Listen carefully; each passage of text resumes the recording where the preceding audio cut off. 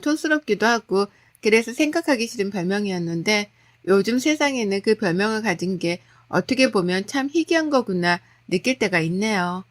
어려서부터 저는 엄한 부모님 밑에서 자라와서 그런지 늘 위축되어 살았습니다. 시험 점수를 못 받으면 동생이랑 저는 그날 하루 종일 밥도 못 먹고 공부를 해야 했고 그렇게 집에서 벗어나고자 했던 저는 악착같이 공부해 서울 명문대에 입학을 했습니다. 그 뒤로 집에서 나와 기숙사 생활을 했어요. 저희 집은 지방이라 통하기 어려워 제가 서울로 대학을 가고 싶었던 이유 중에 하나가 바로 저희 집 때문도 있어요. 그렇게 대학 생활을 하면서 저는 정말 이런 게 행복이었나 싶을 정도로 자유로운 생활이 너무나 행복했어요. 친구들과 밤새서 공부하는 것도 좋고 시험을 조금 못 봐도 누가 뭘 할 사람이 없고 늦잠도 잘 수 있고 먹고 싶은 것도 친구들과 함께 먹을 수 있어 타임머신이 있다면 어떤 시간으로 돌아가고 싶냐고 묻는다면 저는 자신 있게 대학생활이라고 할 수 있을 정도였어요. 근데 그 대학 생활에서 저를 더 행복하게 해주었던 건 바로 남자친구였어요. 남자친구는 저랑 함께 입학한 동기로 처음에는 친한 친구였다. 어느샌가 서로가 마음이 생겨 연애하게 된 케이스로 남자친구가 군대 갔을 때도 기다려줄 정도로 저희 사랑은 돈독했죠. 남자친구는 근데 저보다 더 힘들게 살아와서 제가 더 지켜주고 싶은 사람이었어요. 부모님이 사이가 안 좋아 대학생활 때 이혼하시고 남자친구는 그 뒤로 집을 나와 혼자 산다고 했었거든요. 그래서 제가 밥이나 반찬도 가서 많이 해주고 서로 가족처럼 의지하고 대학생활을 보냈습니다. 그렇게 함께 20대를 보내고 30대에 우리는 더욱 견고해진 사이로 서로 원했던 곳에 취업을 했고 안정적으로 연애를 했습니다. 남자친구가 자취를 하는데 자취방에서 자주 가서 며칠씩 있다 오고 하니까 갑자기 남자친구가 저보고 한 번은 우리 그냥 같이 살까? 라고 물어보는 거예요. 그래서 제가 지금 프로포즈야? 라고 물으니 정말 반지를 준비했더라고요. 내 인생에 결혼이 있을까 싶었는데 프로포즈를 막상 받으니 정말 몽글몽글한 마음이었습니다. 서로 나이도 찬지라 저희 집에 먼저 인사를 드리기로 해 처음 부모님을 정말 오랜만에 뵈러 갔던 날 저희 부모님은 예전에 알던 부모님이 아니셨어요. 많이 변하신 모습에 내가 너무 못되게 엄마 아빠한테 굴었구나 그때 느꼈습니다. 엄마 아빠는 인사시킨 남자친구를 너무나 좋아하셨고 그 뒤로 남자친구네 집에도 인사 가기로 했어요. 남자친구 또한 집과 사이가 안 좋은지라 처음에는 그냥 간소하게 결혼을 원했지만 저희 부모님이 그렇게 하면 나중에 후회한다고 꼭 인사드리라고 당부하셔서 과일 바구니를 들고 남자친구네 아버님을 뵈러 갔죠.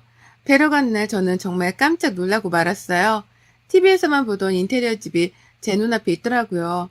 남자친구가 맨날 친구들한테 얻어먹고 되게 짠돌이었는데 알고 봤더니 아빠가 사업체 몇 개 운영을 하고 있더라고요. 저는 작은 사업인 것보다 했는데 생각보다 굉장히 큰 회사였나 봐요. 가서 인사를 드리는데 식은땀이 줄줄 나더라고요. 남자친구는 식사 내내 시큰둥했지만 아버님은 굉장히 좋아하시는 것 같았어요. 그렇게 어머님도 따로 인사드리고 결혼 준비가 척척 되어가고 저희는 순탄하게 결혼을 했습니다.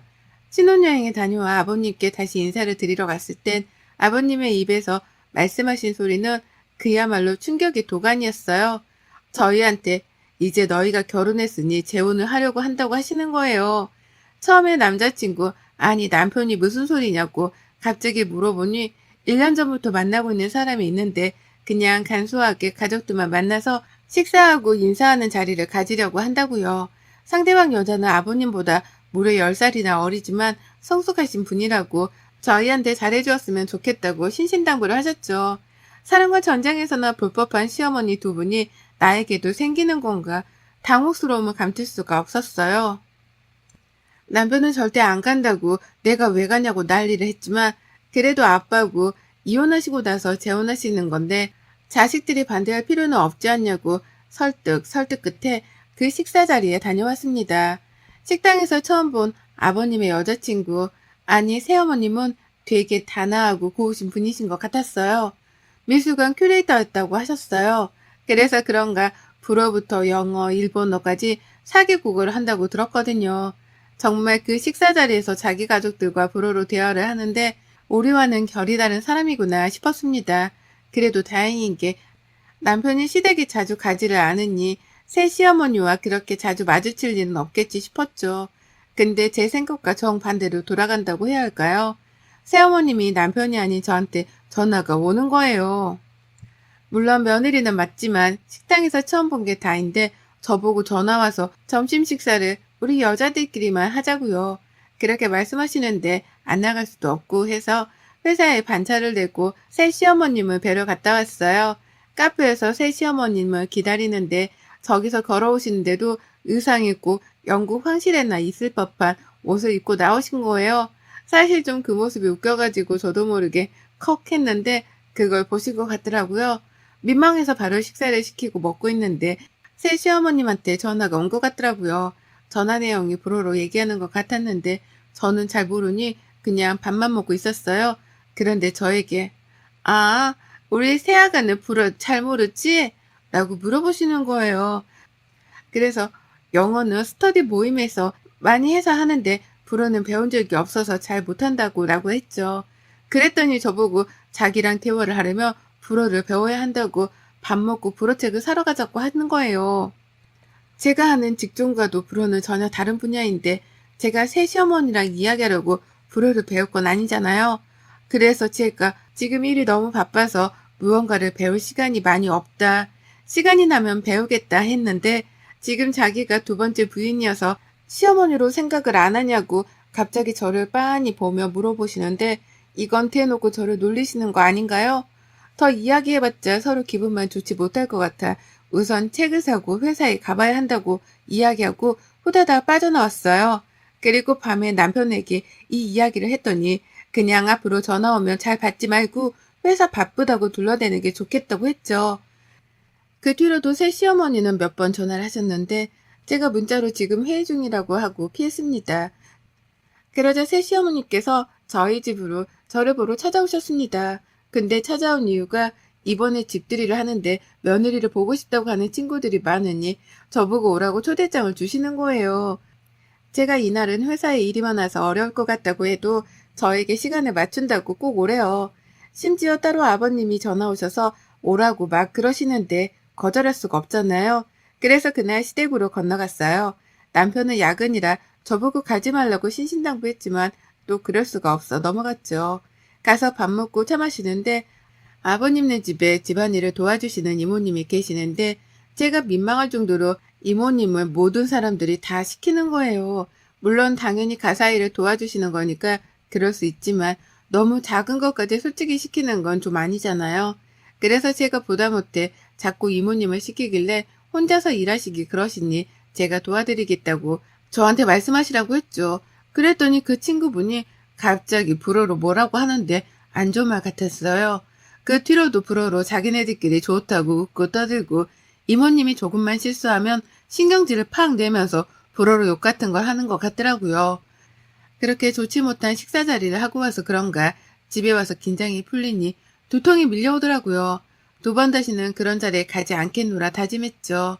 며칠이 지나고 또 새 시어머니가 전화가 오는데 한두 번 정도 받지 않았어요. 회사가 너무 바쁘기도 했고 또 뭐라고 하실까 두렵기도 해서요. 그랬더니 문자로 전화 받아요? 라고 왔네요.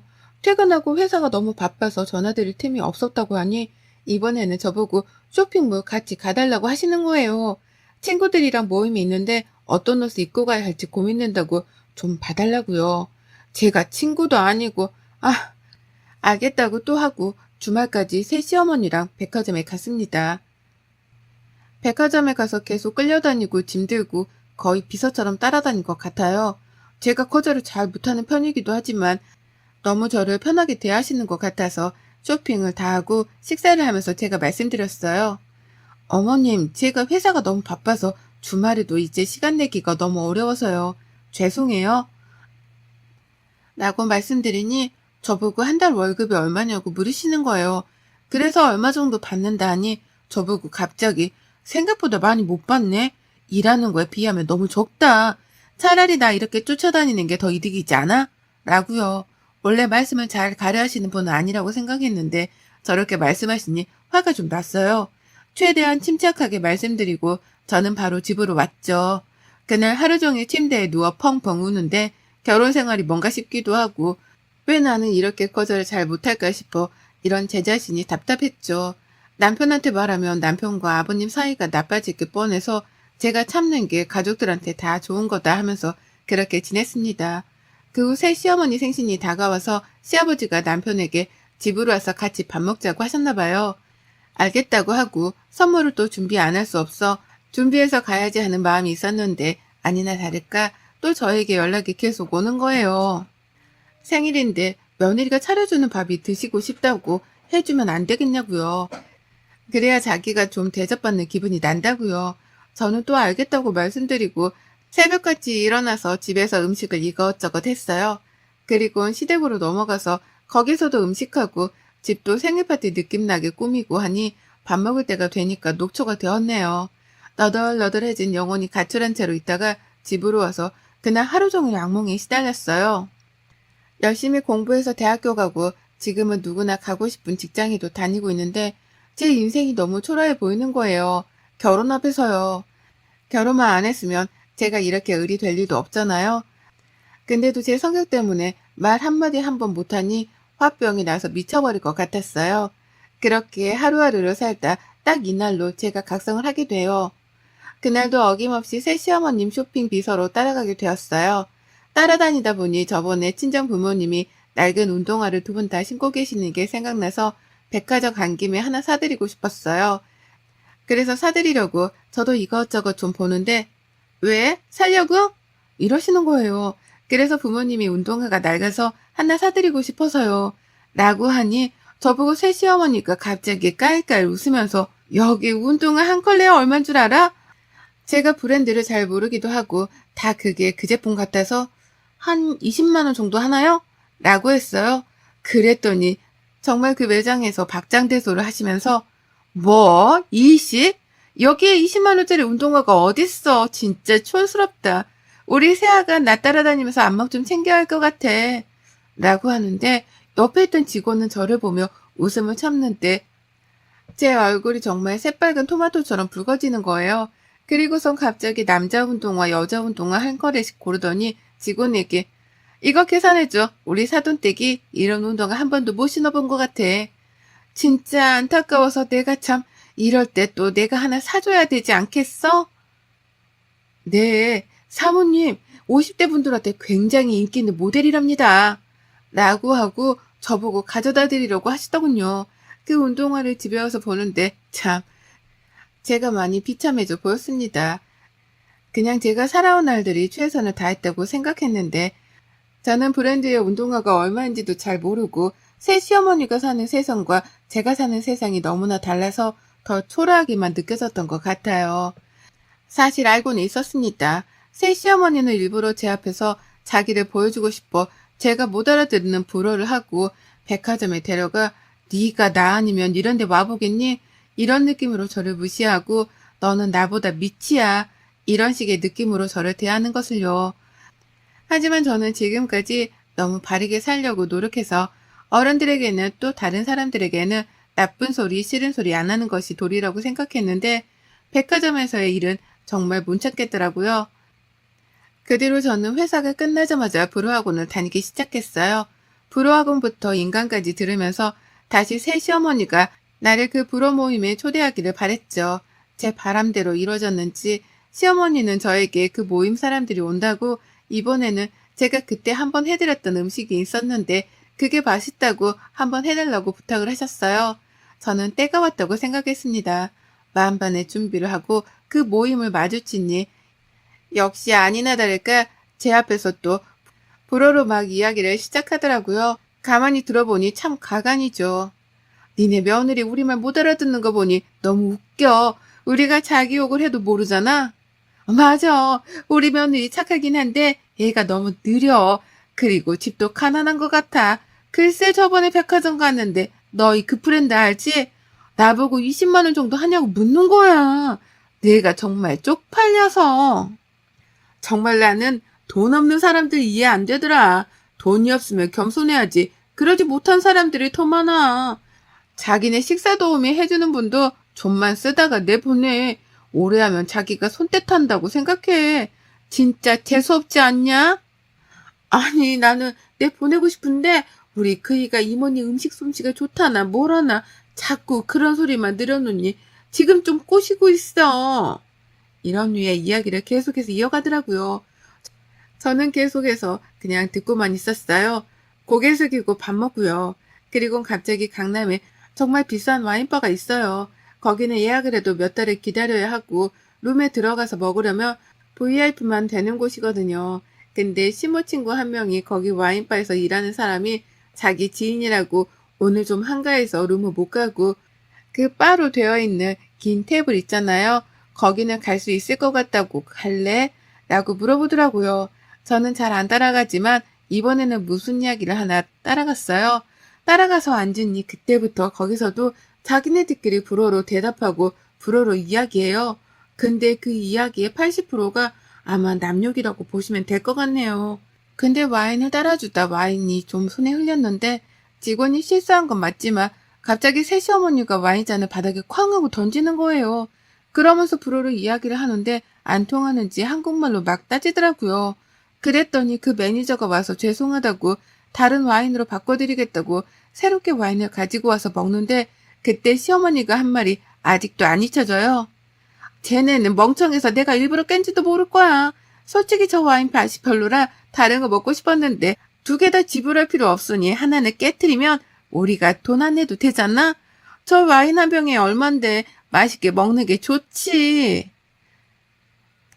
그러니 일부러 와인잔을 깨고 새로운 와인을 받으려는 수작이었습니다. 참 보고 있는 내내 웃겨가지고 있는데 누군가 저를 툭툭 치더라고요. 너 민정이 아니니? 결혼식 때 보고 안 그래도 어제 너희 아빠랑 네 얘기했는데 여기서 딱 만나네. 아빠 오랜 친구분이셨어요. 저도 너무 반가워 인사를 하니 매니저들부터 다 저를 쳐다보았죠. 그렇게 인사를 드리고 다시 앉는데 저보고 시모가 누구냐고 묻더군요. 아빠 친구분이시라고 룸 가고 싶으면 매니저한테 얘기한다고 하니 들어가실래요? 라고 하니 무슨 말도 안 되는 이야기를 하냐면서 비웃는 거예요. 더 이상은 안 될 것 같아 저도 불어로 얘기했어요. 그랬더니 정말 시어머니부터 그 친구들까지도 저를 빤하게 쳐다보더라고요.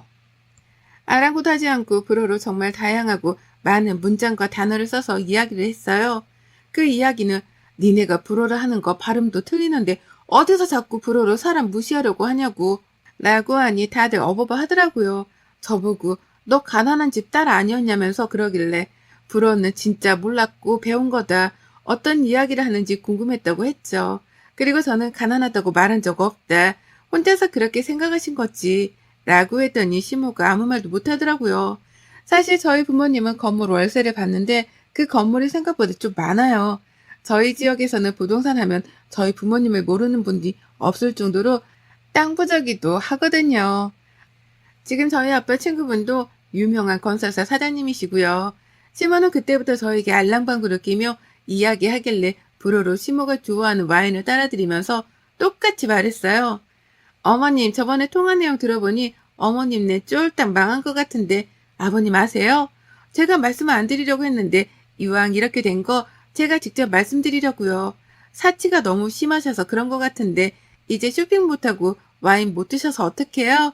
그리고 지금 여기서는 제가 계산할 테니 걱정하지 마세요. 한 푼이라도 아끼셔야죠. 곧 아버님과 헤어질 수도 있을 테니요. 라고 하고 계산하고 나왔어요. 저번에 어머님이 불어로 통화하는 내용을 들어보니 일부러 제 앞이라 그런 것 같은데 동생이 보증을 잘못 써가지고 가지고 있는 재산 모두가 넘어갈 것 같더라고요. 아버님은 모르시고요. 근데 제가 나오기 전에 식탁에 서류 두고 왔어요. 순하기만 했던 제가 눈에는 눈, 이에는 이, 돈으로 무시하는 자 돈으로 갚아주겠다 하는 마음으로 진짜 처음으로 대응을 해보았습니다. 그 뒤로 어머님은 집에서 쫓겨나셨어요. 알고 봤더니 아버님 카드로 정말 많이 긁고 다니고 집에 사실 땡전 한 푼도 없는 무늬만 공주였던 거죠. 알맹이는 거지고요. 근데 그렇게 제 앞에서 자랑을 해대니 저는 얼마나 가소로웠겠어요. 참느라 사실 힘들었네요. 저희 부모님은 돈을 정말 많이 버시더라도 저에게 늘 사람은 검소해야 한다고 알려주셨거든요. 그래서 백화점 가서 옷이나 신발, 가방 이런 것 등에 전혀 관심도 없으시고 저도 마찬가지로 그렇게 살았는데 시모를 보니 제가 참 작아졌어요. 검소하게 사는 거라고 배웠는데 돈은 쓰라고 있는 건가? 제 신념이 무너질 뻔했거든요. 근데 그 신념을 잘 지켜 오늘 꼭 쓰기 위해 있었던 것 같습니다. 사람은 겉모습이 또 보이는 모습이 전부가 다가 아니라는 거 꼭 그 시모가 알았으면 좋겠네요. 여러분의 생각은 댓글로 남겨주세요. 오늘도 시청해 주셔서 정말 감사합니다.